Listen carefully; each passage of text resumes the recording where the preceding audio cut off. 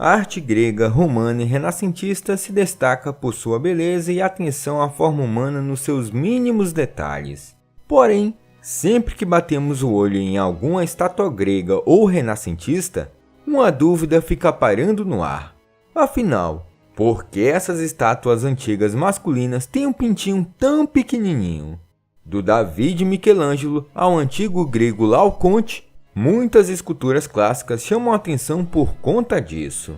Mesmo deuses gregos como Zeus, que é um modelo de masculinidade, parece muito carente nessa área específica.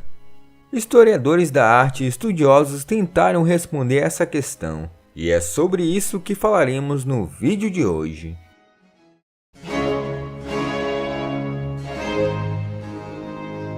Os gregos antigos eram geniais em se tratando de arte. Tanto é que o ideal artístico grego foi revivido no Ocidente e ainda é muito reproduzido. Para os gregos antigos, a perfeição masculina não era muito superior a Zeus, rei dos deuses. Mas muitas representações de Zeus mostram um deus com um pacote bem pequeno. Mas porque os gregos preferiam deuses com dotes menores. O dramaturgo Aristófanes ofereceu uma grande pista em As Nuvens, escrito por volta de 420 a.C. Aristófanes diz que o homem perfeito tem um peito brilhante, pele brilhante, ombros largos, língua minúscula, nádegas fortes e um pequeno órgão. Os antigos gregos sabiam o que estavam fazendo em se tratando de arte, e para alguns, o tamanho do órgão sexual masculino estava ligado aos ideais de beleza masculino. Para os gregos, um órgão genital pequeno era um emblema da mais alta cultura e um modelo de civilização. Um pacote menor significava que o homem era mais intelectual. Também significava que ele não era distraído pela luxúria. Então, nesse caso, tamanho era documento. Na Grécia Antiga, o homem ideal era movido pela lógica e não pela luxúria. Ele era um intelectual virtuoso e um servidor público que colocava sua comunidade acima de tudo. Os gregos associavam membros pequenos e não eretos à moderação, que era uma das principais virtudes que formavam a visão da masculinidade ideal. O auge da masculinidade significava uma mente forte em vez de um órgão genital bem exagerado. Por outro lado, para eles, um homem bem dotado era um líder terrível, pois ele seria movido pela luxúria ao invés da lógica. Estaria propenso a tomar decisões ruins por causa de sua anatomia. Ao contrário de outras civilizações, na Grécia Antiga, a dotação nunca foi um emblema de virilidade ou masculinidade como era em outras culturas. Os gregos mediam poder por outras medidas. O poder vinha do intelecto necessário para o homem gerar filhos, prolongar a linhagem familiar e sustentar a cidade-estado. Essa lógica também era associada aos deuses. Por exemplo, Zeus, o rei dos deuses gregos, costumava ser mostrado com um pintinho pequeno. Príapo, por outro lado, ostentava um órgão genital gigantesco. Mas por que existia essa diferença entre os dois deuses? Príapo era o deus grego da fertilidade, gerado pela deusa da beleza, Afrodite, e pelo deus do vinho, Dionísio. Príapo também carregava uma maldição, que o tornava feio e impotente. Em vez de ser criado pelos deuses, Príapo foi criado por sátiros. Os gregos desprezavam Príapo, que tomava suas decisões baseadas no pacote. Ele era extremamente o oposto do ideal clássico, e seu grande pacote imediatamente marcou Príapo para a ridicularização eterna. Mas outra coisa também pode ter influenciado nessa forma de criação artística.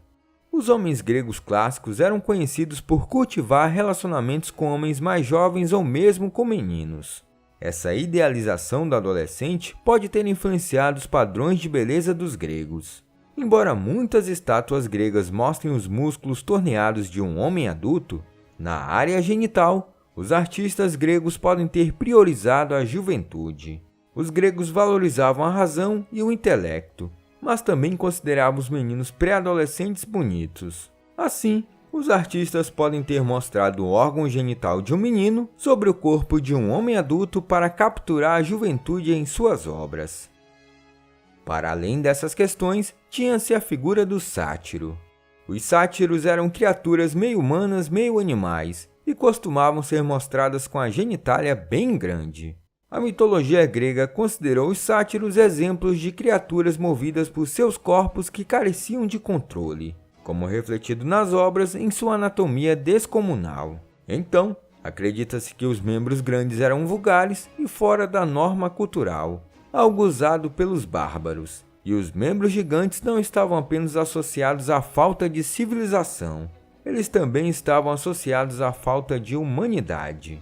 E essa visão de pinto grande igual a uma pessoa bárbara e bestial também servia para os inimigos dos gregos. Por exemplo, os gregos adoravam retratar os egípcios com pintos enormes.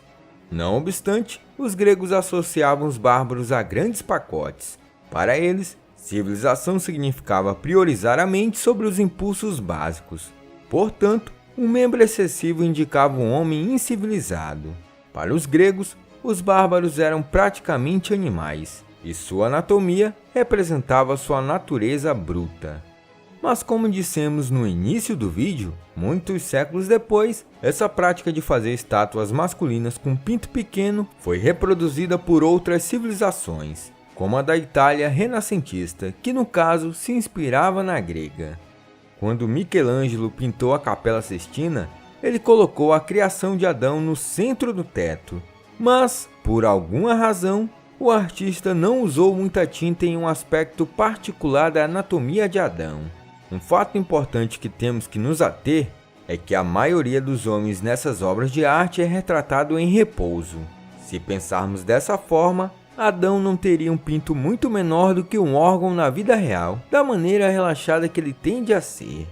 Outra obra famosa de Michelangelo é a estátua de Davi. Embora o Davi de Michelangelo possa parecer um modelo de masculinidade, a escultura na verdade representa o menino prestes a entrar em uma batalha. Michelangelo escolheu representar Davi no momento antes de atirar sua pedra em Golias. A postura de Davi, recostado na perna direita, capta o vento. Até as narinas dilatadas de Davi sugerem a tensão do momento. E o realismo de Michelangelo se estendeu às partes íntimas de Davi, que revelam o estresse e o medo que o menino sentia. Mas existe outro problema no órgão sexual de Davi, pois se Michelangelo queria representar Davi, que era judeu, com a maior precisão possível, por que ele não está circuncisado? É possível que Michelangelo estivesse seguindo os padrões clássicos de beleza dos gregos ao esculpir Davi. Afinal, Michelangelo dedicou sua carreira artística a imitar a arte clássica, e isso em seus mínimos detalhes. Os gregos foram criadores de tendências em muitos aspectos, e sua arte permaneceu influente por mais de 2000 anos. Os romanos não apenas copiaram os deuses gregos, mas também copiaram sua arte. A preferência grega por órgãos sexuais masculinos pequenos durou séculos. Por exemplo, os pintores medievais seguiram o estilo grego e romano. Artistas da Renascença, incluindo Michelangelo, reviveram a precisão anatômica clássica, e isso inclui o tamanho do pinto dos homens. Nessa escolha estética, como em tantas outras, o estilo de arte grega foi seguido à risca. Olá, eu sou o professor Danilo. Obrigado por assistir esse vídeo. Se você gostou, se inscreva no canal, deixe o like e compartilhe esse vídeo. Se você estiver pensando em ajudar o canal, você pode ajudar de 3 formas: tornando-se um membro, clicando no botão Seja um Membro aqui embaixo desse vídeo, apoiando na nossa campanha no Apoia-se, clicando no link do comentário fixado. No mais, é isso. Até mais!